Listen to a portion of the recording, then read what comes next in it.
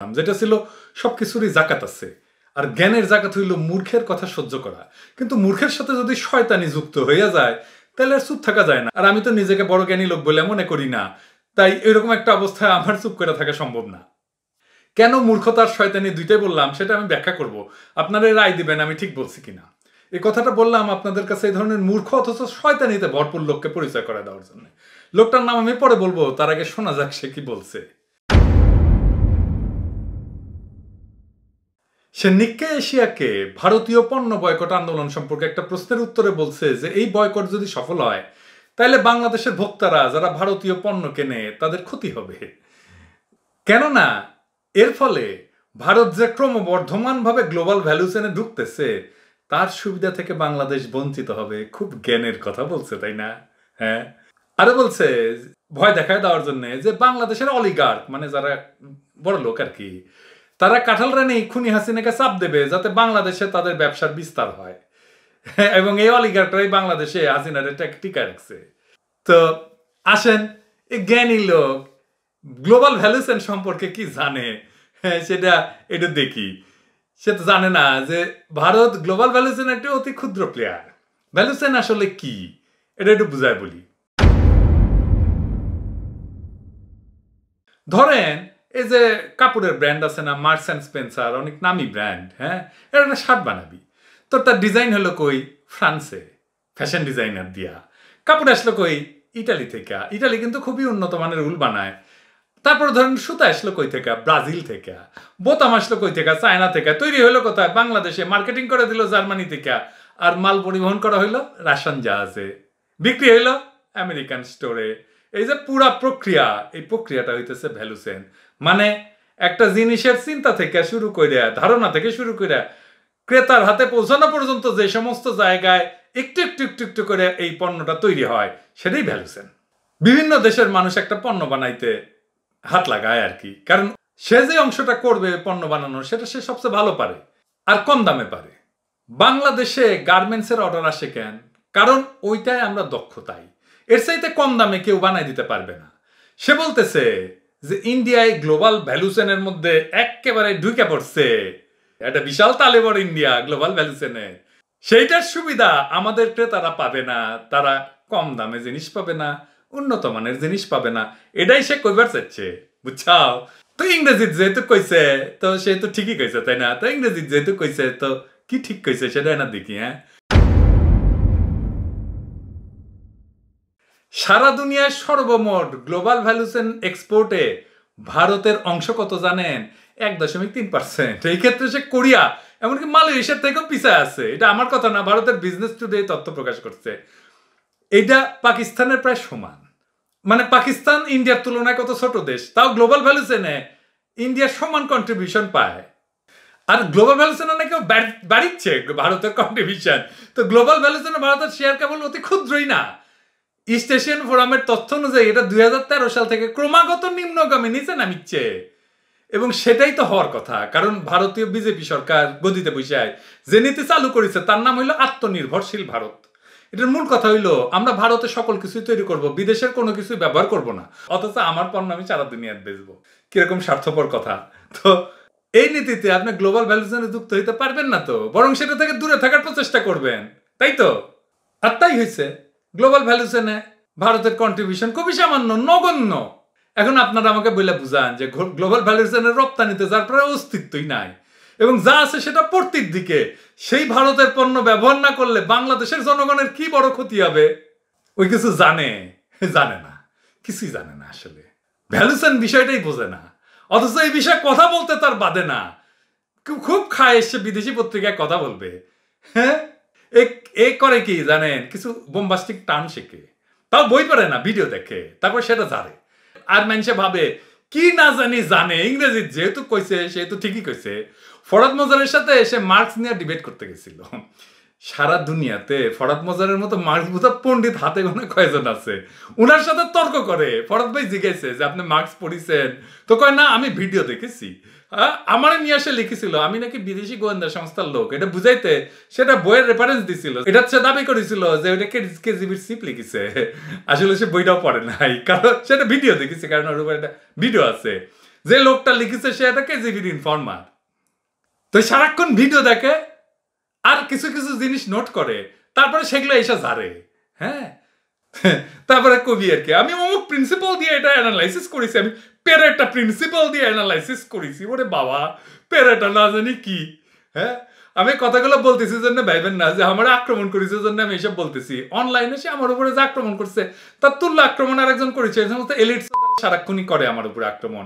এই যে তাসনিম খলিল আছে না, হ্যাঁ, যে কি জাতা ভাষায় কথা বলেছিল আমি আর দেখাইলাম না, এটা তো আপনারা জানেন, দেখাইছি মেলাবার। অনেকে তো মনে করেছিলেন মহান বিপ্লবী, বাংলাদেশে হাসিনারা সে একাই ঠেলাই দেবে, কি জঘন্য ভাষায় আক্রমণ করেছিল। কোথায় এখন সে? বাংলাদেশের মানুষের ত্যাগ কইরা ডুব মারছে। বাংলাদেশের মানুষ অসহায়ের মতো এদিক ওইদিক যাইতেছে, কি করবে? হাসিনা আবার আর একটা ক্ষমতায় বসে গেল।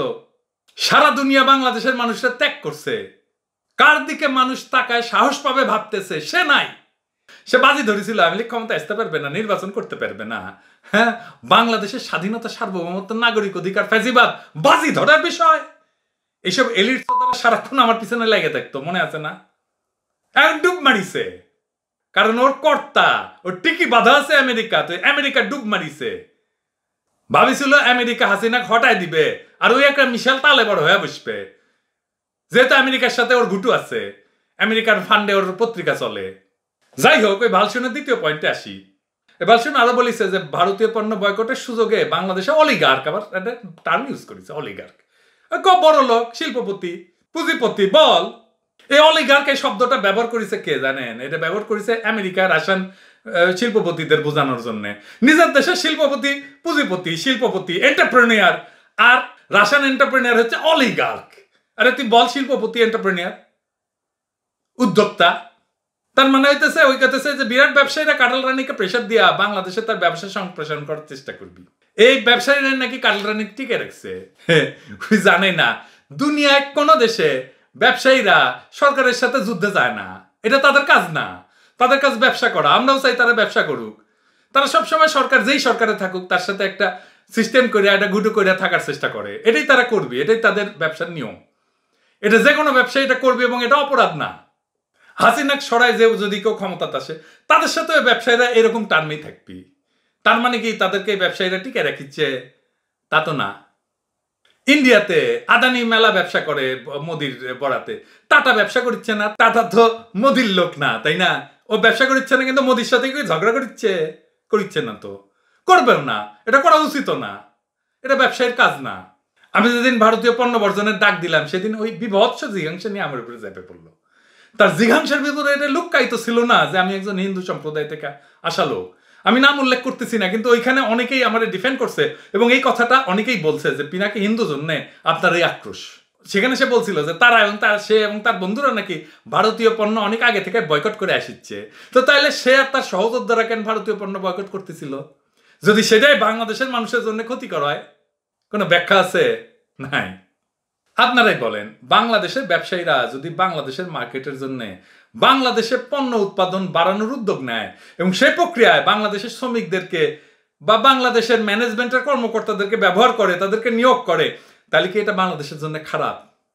এই ভালসুন তো দেখতেছি শুধু ভারতীয় পণ্য বয়কটের বিরুদ্ধেই না, সে বাংলাদেশিদের উদ্যোগে বাংলাদেশি পণ্যের স্বদেশি বাজার বিস্তার এবং এই প্রক্রিয়ায় বাংলাদেশিদের কর্মসংস্থান এবং দেশের প্রবৃদ্ধি অর্জনের বিরুদ্ধে।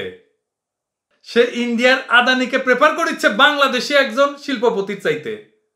সে ইন্ডিয়ার শ্রমিককে ভালোবাসে, বাংলাদেশি শ্রমিককে ভালোবাসে না। এটা ইন্ডিয়ান কোম্পানি যদি পণ্য বানায় সে কি বাংলাদেশের শ্রমিককে রিক্রুট করবে? বাংলাদেশের ম্যানেজমেন্ট স্টাফকে রিক্রুট করবে? ওইখানে চাকরি হবে কার? ভারতের শ্রমিকের, তো বাংলাদেশের শ্রমিকের না। তো তার মানে আমাদেরকে ভারতীয় শিল্পপতির পণ্য কিনতে হবে এবং ভারতীয় শ্রমিকের চাকরি জোগাড় করে দিতে হবে ওদের পণ্য কিনা। এটাই সে বলতেছে। সে সহ্যই করতে পারতেছে না যে বাংলাদেশের মানুষ নিজের পায়ে দাঁড়াক। বুঝে দেখেন কিরকম একটা শয়তান, কত বড় একটা গাদ্দার, কত বড় একটা ইন্ডিয়ার দালাল। তার প্রভু ইন্ডিয়া খুব ভালো করে জানে যে আন্দোলনের বিপদ কোথায়। এই আন্দোলন দেশি কোম্পানির জন্য একটা স্পেস তৈরি করবে। দেশি শিল্পপতিরা তাদের কাঁচামাল ইন্ডিয়া থেকে আনবে না, দুইটা কারণে। প্রথমত, যে জাতীয় সামাজিক আন্দোলনের উপর ভর কইরা ব্যবসার প্রসার ঘটলো তার দেশীয় পণ্যের জন্য, সেই দেশের মানুষ যদি দেখে কখনো বিকল্প থাকা সত্ত্বেও সে ইন্ডিয়া থেকে কাঁচামাল আনে, তাহলে তার ব্যবসা রাতারাতি ধস নামবে, কারণ জনগণ জানে কিভাবে ব্যবসায় ধস নামাইতে হয়। জনগণ এখন ঐক্যবদ্ধ। আর দ্বিতীয়ত, ইন্ডিয়া তো ইম্পোর্টের জন্য, আমদানির জন্য কোনো রিলায়েবল সোর্স না, এটা খুবই ঝুঁকিপূর্ণ সোর্স। তারা তার রপ্তানি পণ্যকে উইপনাইজ করে, মানে অস্ত্র হিসেবে ব্যবহার করে। আপনি দেখেন কোভিডের টিকার সময় অগ্রিম টাকা নিয়ে টিকা দেয় নাই, তাই না? কি মহাবিপদে ফেলছিল বাংলাদেশের মানুষকে। আমাদের পুরা দেশকে পেঁয়াজ রপ্তানি বন্ধ করে, চাল রপ্তানি বন্ধ করে, পেঁয়াজ রপ্তানি বন্ধ করছিল কেন? কারণ বাংলাদেশের মানুষেরা ইন্ডিয়ার ক্রিকেটের হারে উল্লাস করেছিল। ছোট বাচ্চারা এরকম ফাজলামি করে না। যে দেশ কথায় কথায় এক্সপোর্ট বন্ধ করে দেয়, এমনকি টিকার মতো প্রাণ রক্ষাকারী একটা জিনিসের আগাম টাকা নিয়ে আসে সেটা বন্ধ করে দেয়, তার সাথে বাণিজ্য করা তো ঝুঁকিপূর্ণ। ঝুঁকির একটা খরচা আছে না? আপনি যদি ইম্পোর্টের দামের সাথে ঝুঁকির দামটা ক্যালকুলেট করেন, ইন্ডিয়ান পণ্য সবসময় বেশি দামের হবে। এই প্রসঙ্গে বলে রাখি, যারা নতুন ব্যবসা খুঁজতেছেন তাদের জন্য এটা চমৎকার একটা বিজনেস আইডিয়া আছে, বলি। চায়না সব ধরনের মশলা উৎপাদন করে, এলাচ, দারচিনি, লবঙ্গ ইত্যাদি। ইন্ডিয়ার সমান দাম পড়বে। আপনি যদি চায়না থেকে আমদানি করে চাইনিজ মশলা বলে বিক্রি করা শুরু করেন, মার্কেট লিডার হয়ে যাবেন। শুরুতে আমারে জানাইয়েন, প্রয়োজন যদি মনে করেন পণ্যের নাম বলে কিনতে আহ্বান জানাবো, মার্কেটিং এর খরচা কমে যাবে। যাই হোক, বাংলাদেশের শ্রমিক, শিল্পপতি, সাধারণ মানুষ যখনই বুঝবে ইন্ডিয়া থেকে কোনো ধরনের ইম্পোর্ট করাটা লাভজনক না, তখন ওদের এইটাই ইন্ডিয়ারে বাংলাদেশের মার্কেট থেকে জয় বাংলা করে দিবে। তখন বুঝবে তারা তাদের চতুর্থ রপ্তানি বাজার তারা হারাইলো। বাংলাদেশের কাছে এসে করো জোরে ভিক্ষা চাইবে, বলবে ভুলে গেছে, মাপ চাই। ভারতীয় শাড়ি দেখাইতে চাইলে যখন কে তারা খেপে যাচ্ছে, তখন এই দেশে কোনো ভারতীয় পণ্য চলবে? ভবিষ্যতে চলবে না। তখন ওই ব্যবসায়ীরা ইন্ডিয়ার সরকারের উপরে চাপ প্রয়োগ করবে যে বাংলাদেশকে বাংলাদেশের মতো থাকতে দাও, বাংলাদেশে একটা নির্বাচন হইতে দাও ফ্রি ফেয়ার। আমাদের চাওয়া তো খুব বেশি না, চাওয়া খুব সিম্পল। ইন্ডিয়া হাসিনারে ক্ষমতা রাখিছে তার রাজনৈতিক এবং কূটনৈতিক সমর্থন দিয়া, এইটা প্রত্যাহার করো, বাংলাদেশে ফ্রি ফেয়ার নির্বাচন হইতে দাও, বাকিটা আমরা বুঝে নেব। আমরা তো বলছি যে ভারতের সাথে একটা মর্যাদার সম্পর্ক থাকবে। স্বাধীন একটা সার্বভৌম দেশ আর একটা দেশের সাথে যে সম্পর্ক রাখে, সেই সম্পর্ক আমাদের থাকবে, কোনো অসুবিধা নাই। কিন্তু না চাইলে আমরা আন্দোলনকে এমন একটা জায়গায় নিয়ে যাব, ইন্ডিয়ার ভাত বন্ধ হয়ে যাবে। আমরা যদি সেই পর্যন্ত আন্দোলনকে নিয়ে যেতে পারি, তাহলে ইন্ডিয়া কোনোদিন তার রপ্তানিকার অস্ত্র হিসাবে ব্যবহার করতে পারবে না। বাংলাদেশে তারা যে বাণিজ্যিক এবং রাজনৈতিক সুবিধা পায়, সেটা তারা আর পাইবে না। বয়কট যে কাজ করতেছে, আমিলা স্পেন্সাররা স্বীকার করতেছে। দেখেন, একটা আন্দোলন 3 মাস ধরে সামাজিক মাধ্যমে ধরে রাখা অবশ্যই একটা বড় বিষয়, বা তাকে বিবেচনায় নিতে হবে। আওয়ামী লীগের সাধারণ সম্পাদক একাধিকবার নিয়ে কথা বলেছেন আওয়ামী লীগের একাধিক নেতা, কথা বলেছেন প্রধানমন্ত্রী শেখ হাসিনা নিজে। তবে কিছু কিছু ক্ষেত্রে এই প্রচারণার প্রভাব পড়েছে বলে মনে হয়। বিশেষ করে ছোট ছোট দোকানে ভারতীয় শুধু নয়, আন্তর্জাতিক ব্র্যান্ডের কোমল পানীয়র বদলে বাংলাদেশি কোম্পানির কোমল পানীয় বেশি বিক্রি হয়েছে। এটাই হইতেছে পাওয়ার অফ পাওয়ারলেস। আমাদের বয়কট আন্দোলন হচ্ছে সেই ক্ষমতা দেখা, ক্ষমতাহীনদের সেই ক্ষমতাটা দেখানো। হাসিনা সরকার তো আমাদের আন্দোলনে সাহায্য করবে না, তাই না? সে তো ইন্ডিয়ার দয়া ক্ষমতা আছে, সে সর্বতভাবে চেষ্টা করবে আমাদের আন্দোলন যেন বন্ধ করে দিতে পারে, স্তব্ধ করে দিতে পারে, ধ্বংস করে দিতে পারে। তাই আমরা আমাদের নিজেদের ভাগ্যের চাবি নিজের হাতে নিছি।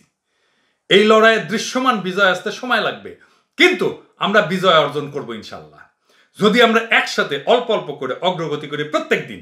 দেখেন, লন্ডনে ভারতীয় দূতাবাসের সামনে বিক্ষোভ হবে 22 তারিখে। আমাকে আয়োজকরা জানাইছেন ওনারা সহস্রাধিক বাংলাদেশিদেরকে জমায়েত করবেন সেই দিন। আলহামদুলিল্লাহ, আমরা গত 15 বছর এই কাজটা করতে পারছি। বিদেশের মাটিতে ভারতের দূতাবাসের সামনে এইভাবে বিক্ষোভ জানাইতে পারছি। কেন বিক্ষোভ জানাইতেছি সারা দুনিয়ার মানুষ জানবে না? ইন্ডিয়া যেভাবেই হোক এই আন্দোলনকে লক্ষ্যচ্যুত করার চেষ্টা করবে। এই আন্দোলনের পিছনে লাগাইছে বাংলাদেশের এক শ্রেণীর ইসলামপন্থীকে, এক শ্রেণীর বেকুবকে, আর এক শ্রেণীর সুশীলকে। এই হইতেছে সেই সুশীলের একটা অংশ। ভারতের পণ্য বয়কট আন্দোলনে তাদের পুচ্ছে আগুন লাগার কোনো কারণ নাই। আপনারাই বলেন, যে আগুন ইন্ডিয়ানদের পুচ্ছে লাগে, হাসিনার পুচ্ছে লাগে, সে একই আগুন কিভাবে এদের পুচ্ছে লাগে, যে নিজেকে হাসিনা বিরোধী বলে দাবি করে, যে নিজেকে ইন্ডিয়া বিরোধী বলে দাবি করে। এই আন্দোলন হাসিনারে সুবিধা করে দিলে হাসিনা এই আন্দোলন নিয়ে মুখ খোলে কেন? এই হাসিনা আন্দোলনের গালিগালাজ করে কেন?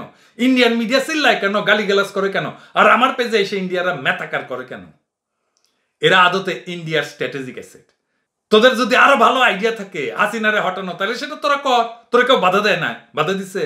আমি বলছিলাম না 5D ক্যাম্পেইন, যা দিয়া এই আন্দোলনকে ধ্বংস করার চেষ্টা করবে ইন্ডিয়া। এরা হইতেছে সেই 5Dর একটা পার্ট। এরা আসছে এটা বুঝাইতে যে আন্দোলন আসলে বাংলাদেশের মানুষের ক্ষতি করবে। কোন কারণে? কারণ ইন্ডিয়া যেই ভ্যালু চেইনে ঢুকে গেছে সেইটার সুবিধা আমরা নিতে পারবো না, আমাদের ক্রেতারা বেশি দামে খারাপ পণ্য কিনবে। কি যুক্তি রে বাবা! আসেন আমরা একটু দেখি না, আমরা সবচেয়ে বেশি পণ্য বয়কট করছি কোনটা? প্যারাসুট তেল, তাই না? পত্রিকা তো আসছে, আল জাজিরায় প্যারাসুট তেলের কথাই বলছে তো, যে প্যারাসুট তেল তো লিখছে না। আসেন দেখি, দারাজ থেকে দেখি 100 মিলিলিটার প্যারাসুট তেলের দাম কত? 90 টাকা, তাই না? 100 ml এর জুই নাই, কিন্তু 200 ml এর আছে, দাম কত? 148 টাকা। কোনটা সাশ্রয়ী? জুই তো সাশ্রয়ী, তাই না? অনেকে কইতে পারেন যে বড় প্যাক এটা তো সাশ্রয়ী হবে, ছোট প্যাকের একটু দাম বেশি হয়। তাহলে আসেন প্যারাসুটের 500 ml এর দাম দেখি, 370 টাকা, তাই তো? তাহলে 370 কে 500 দিয়ে ভাগ করে 200 দিয়ে গুণ করলে কত হয়? 200 ml এর দাম 148 টাকা, তাই না? তার মানে ভারতীয় পণ্য আমাদের দেশি পণ্যের চাইতে কোনোভাবেই দামে কম না। কে ঠকছে? ভারতীয় পণ্য কিনা বাংলাদেশের মানুষ ঠকছে।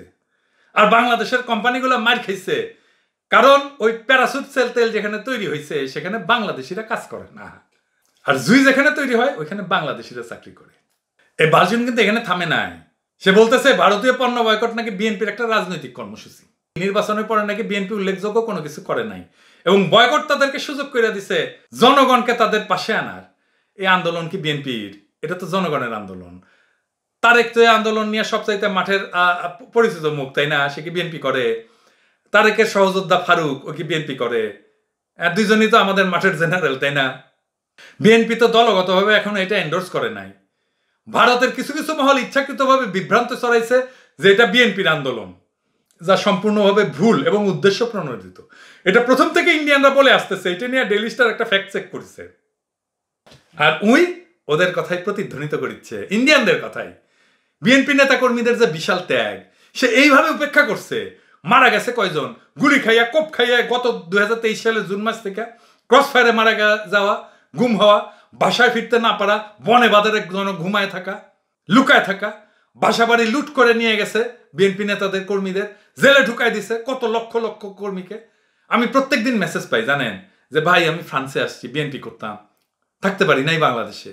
প্রত্যেক দিন আমার সাহায্য করতে পারবেন? আমি কারে সাহায্য করি বলেন? তাদের গল্প শুনি, নিদারুণ যন্ত্রণার গল্প।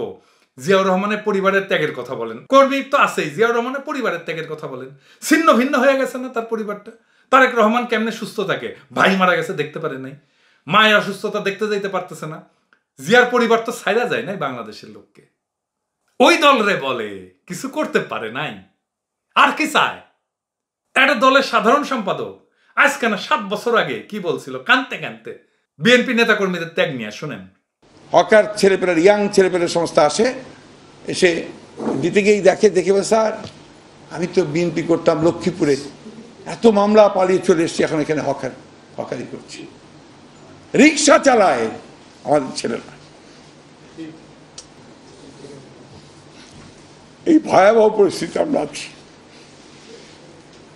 গুম করে দেয়, খুঁজে পাওয়া যায় না। বাচ্চাগুলো এখানে দাঁড়িয়ে স্ত্রী বললো আপনাদের সামনেই। আমি দুঃখিত, দেখতে দেখতে আমি খুব আবেগপ্রবণ হয়ে গেছি। বলে যে বাবার সঙ্গে ঈদ করতে চাই, সেই দেশ এখন, এর জন্য যুদ্ধ করেছিলাম। নতুন নতুন আইন হচ্ছে, এই আইনে এখন কথাও বলা যাবে না। এই ত্যাগ মিথ্যা, কি ভয়ানক আস্পর্ধা! এই দলের বিরুদ্ধে বিশুক রায় দেয়। ও জীবনে রাজনীতি করছে? করে নাই। আমি করছি, কমিউনিস্ট রাজনীতি করছি, আমার বাপ করছে, আমার 14 গোষ্ঠী করেছে, আমার কাকা জ্যাঠারা করছে, হুলিয়া মাথায় নিয়ে তারা সারা জীবন কাটাইছে। আমার জ্যাঠা 25 বছর জেলে ছিল। আমার আরেক জ্যাঠা খাপড়া ওয়ার্ডের গুলি খাওয়া কমিউনিস্ট বিপ্লবী সত্য ভট্টাচার্য। আর এই মাল আমারে বলে সরকারের গোয়েন্দা এজেন্ট। কি পরিমাণে হিন্দু বিদ্বেষী দেখেন। পাকিস্তানি শাসক যে জিঘাংসা নিয়ে আমার পরিবারের উপরে ঝাঁপায় পড়ছিল, সে একই জিঘাংসা আমি তার চোখে মুখে দেখি। আমি বলতেছি, বিএনপির নেতা কর্মীরা যে ত্যাগ করছে, বিএনপির নেতা কর্মীরা যে বিপ্লবীপনা দেখাইছে, এই ভারতীয় উপমহাদেশে তার দ্বিতীয় কোনো এক্সাম্পল নাই, তার দ্বিতীয় কোনো উদাহরণ নাই। এত ত্যাগ, এত কষ্ট, এত যন্ত্রণা, এত রক্ত কোন রাজনৈতিক দলের নেতা কর্মীরা দেয় নাই এই ভারতীয় উপমহাদেশে এই পর্যন্ত। সে পুরা ত্যাগ বিএনপি কর্মীদের সেটার উধাও করে দিছে, সেটার তুচ্ছতাচ্ছিল্য করছে। ওকা কাউয়া বা হাসান মাহমুদ যে ভাষায় কথা বলে সেই ভাষায় কথা বলছে বিএনপি নেতা কর্মীদের নিয়া। বিএনপি নেতা কর্মীদের যে অসাধারণ ত্যাগ সেটাকে অস্বীকার করার মানেই হচ্ছে কাঁঠালরানী এবং তার মাস্টার মোদির ভারতের পদলেহন করা। সে বিএনপির কথা কেন বলছে জানেন? যেন বিএনপিকে চিহ্নিত কইরা এই আন্দোলনের নেতা হিসেবে হাসিনা ক্র্যাকডাউন করতে পারে আর এই আন্দোলনকে স্তব্ধ কইরা দেওয়া যায় ভয় দেখায়া। কারণ এখন তো কাউরে ধরতে পারতেছে না। আমরা তো বলি আমাদের নেতা আবরার, তারা তো আর ধরতে পারবে না।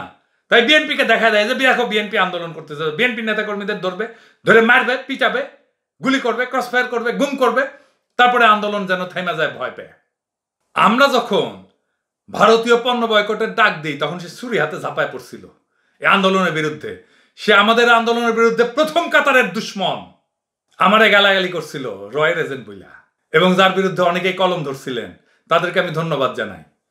এরপর বেশ কিছুদিন নীরব ছিল, ফেসবুক বন্ধ কইরা ভাগছিল, ফেসবুক অ্যাকাউন্ট ডিঅ্যাক্টিভেট কইরা শীত নিদ্রা দিছিল। এত বড় বিপ্লবী তো দেশের মানুষ যখন দিশাহারা কই লুকাইছিল, সে শেখ মুজিবের মতো পলাইছিল, এখন আইসা তাজউদ্দিনের বলতেছে আমি এখন প্রধানমন্ত্রী হব। এখন যখন আমাদের আন্দোলন অপ্রতিরোধ হয়ে উঠছে তখন সে পয়েন্ট নিতে আসছে। কিন্তু পয়েন্ট নিতে আসছে এই আন্দোলনের বিরুদ্ধে চরম দেশদ্রোহীমূলক বক্তব্য দিয়া, নিজেরা জ্ঞানী প্রমাণ করার চেষ্টা কইরা তার ভারতীয় মনিবরা আবার তারে মাঠে নামাইছে। বিজেপি সমর্থক, ভারতীয় হিন্দুত্ববাদী, আওয়ামী লীগ করা লোক আমাদের আন্দোলনের বিরুদ্ধে কথা বলতেই পারে, কারণ আমরা তাদের ফ্যাসিস্ট সরকারের নীতি কর্মকাণ্ডের বিরুদ্ধে সমবেতভাবে দাঁড়ায় গেছি। কিন্তু বাংলাদেশি পরিচয়ধারী হাসিনা বিরোধীর নাম ধইরা ভং ধইরা কেউ যদি এই সমস্ত ভারতীয়দের চাইতো 10 কদম আগাইয়া তাদের চাইতো তীব্র ভাষায় আমাদের এই আন্দোলনকে বিপর্যস্ত করতে চায়, তাহলে তাদেরকে কি করা উচিত তার ভার আপনাদের কাছেই দিলাম। আমাদের বয়কট আন্দোলনের লক্ষ্য কি এটা নিয়ে বারে বারে বলতে হবে, আমি আবারও একটু বলি। এই বয়কট আন্দোলনের লক্ষ্য শুধু ভারতের অর্থনৈতিক ক্ষতি করা না, এটা আমাদের ছোট লক্ষ্য। আমাদের আরো বড় লক্ষ্য আছে। আমরা আমাদের দেশের মানুষকে ঐক্যবদ্ধ করতে চাই, যেন আমরা আমাদের স্বাধীনতা, সার্বভৌমত্ব, আঞ্চলিক অখণ্ডতা আর জাতীয় মর্যাদা রক্ষা করতে পারি। এটাই আমাদের আসল লক্ষ্য। আর বয়কট সেই লক্ষ্যে পৌঁছানোর রাস্তা বা অস্ত্র। আমাদের জনগণের হাতে রাজনৈতিক এজেন্সি ফেরায় দেওয়া মানে আমরা আমাদের রাজনৈতিক ভবিষ্যৎ যেন নিজেরাই নির্ধারণ করতে পারি, নিজের হাতে নিতে পারি। আমরা তো এতদিন তাকাইছিলাম আমেরিকা এসে স্যাংশন দিবে, তারপরে হাসিনা পালাবে। এটা আমেরিকার হাতে আমাদের এজেন্সি বন্ধক দিছিলাম। আমাদের রাজনৈতিক ভবিষ্যৎ আমরা নিজের হাতে নিছি। আমাদের জনগণ যেন আত্মবিশ্বাসী হইয়া ওঠে। মানুষ দেখতেছে এটা পারা সম্ভব। ব্যাপকভাবে মানুষ যুক্ত হইতেছে প্রত্যেক দিন। আরেকটা বিষয় আরেকটু বিস্তারিত আলাপ করে আগে উল্লেখ করছে, কিন্তু আরেকটু বিস্তারিত আলাপ না করলে এটা বুঝতে একটু সমস্যা হইতে পারে। এটা মনে রাখা দরকার, এটা আমাদের জন্য খুবই জরুরি। ভারতের সঙ্গে যে বাংলাদেশের বাণিজ্য, বিশেষ করে বাংলাদেশের ভারতীয় রপ্তানি, এটা কিন্তু সাধারণ আন্তর্জাতিক বাণিজ্যের পর্যায়ে পড়ে না। তার কারণ ভারত প্রায়ই বাংলাদেশে তার পণ্য রপ্তানিকে বিদেশ নীতি এবং ভূরাজনৈতিক নীতির অস্ত্র হিসাবে প্রয়োগ করে। এর একটা বড় উদাহরণ হইল মাঝে মাঝে বাংলাদেশে বিভিন্ন ভারতীয় পণ্য রপ্তানিতে নিষেধাজ্ঞা, যেমন টিকার ক্ষেত্রে দিছিল।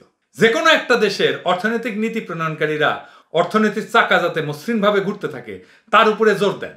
এই জন্য তারা সব ধরনের ঝুঁকি, অনিশ্চয়তা, এইগুলোর শক বা ধাক্কা থেকে অর্থনীতিকে রক্ষা করার চেষ্টা করেন।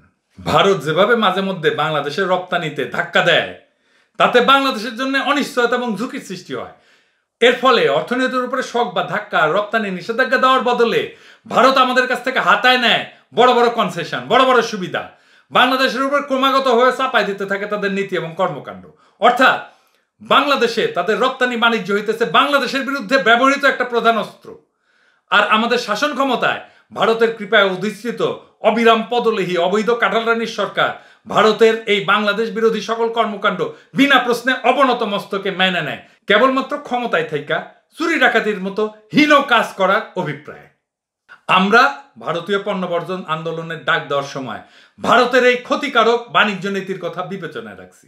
আমরা মনে করি ভারতীয় পণ্যের উপরে আমাদের নির্ভরশীলতা ব্যাপকভাবে হ্রাস করতে হবে এবং আমাদের আমদানি বাণিজ্য ডাইভার্সিফাই করতে হবে, মানে নানা জায়গা থেকে আনতে হবে পণ্য, যাতে করে আমরা বিশ্বের বিভিন্ন দেশ থেকে আমাদের প্রয়োজনীয় পণ্য আমদানি কইরা আমাদের অর্থনীতির চাকা মসৃণভাবে সামনে আগায় যাওয়া নিশ্চিত করতে পারি। আর এই বিজ্ঞরা, এই ভালসোনারা, দেশের শত্রুরা, গণশত্রুরা আমাদের দেশের আভ্যন্তরীণ বাজারে আমাদের উদ্যোক্তা শ্রমিকদের তৈরি পণ্যের বিস্তারের বিরুদ্ধে দাঁড়ায়। তারা আমাদের দেশের জাতীয় অর্থনীতির প্রবৃদ্ধি এবং বিস্তার চায় না। তারা আমাদের উদ্যোক্তাদের বিনিয়োগ বন্ধ করে দিতে চায়। তারা আমাদের শ্রমশক্তির কর্মসংস্থান বন্ধ করে দিতে চায় বাংলাদেশি শিল্পে। তারা চায় আমরা ভারতীয় পণ্যের উপরে চিরকাল নির্ভর করি। তারা এটাও চায় ভারত তার পণ্য সরবরাহ বিভিন্ন সময় বন্ধ করে দিয়া বাংলাদেশের উপরে কূটনৈতিক এবং রাজনৈতিক চাপ দিতে যেন পারে এবং বাংলাদেশের অভ্যন্তরের রাজনীতিতে তাদের আধিপত্য এবং কর্মকাণ্ড চালায় যেতে পারে। আমাদের এই লড়াই যতই অগ্রসর হবে, আমরা একটা ব্যাপক ঐক্য গড়ে তুলব আমাদের শিল্পপতি, জনগণ, আমাদের শ্রমিক সবাইকে নিয়ে। আমাদের শিল্পপতিদের জনগণের আস্থা অর্জন করতে হবে। ভালো মানের পণ্য সুলভে বাজারে দিতে হবে। কর্মী, শ্রমিক আর পরিবেশের হেফাজত করতে হবে। কর্মীদের সাথে মর্যাদার সাথে আচরণ করতে হবে। আপনারা গার্মেন্টসে মার্চের পুরা বেতন দেন নাই, আপনাদের এই স্বভাব গেল না, তাই না? ইন্ডিয়ান কর্মী যাদের যাদের ফ্যাক্টরিতে আছে এদের খেদান, ওইখানে দেশীয় তরুণদের নিয়োগ দেন,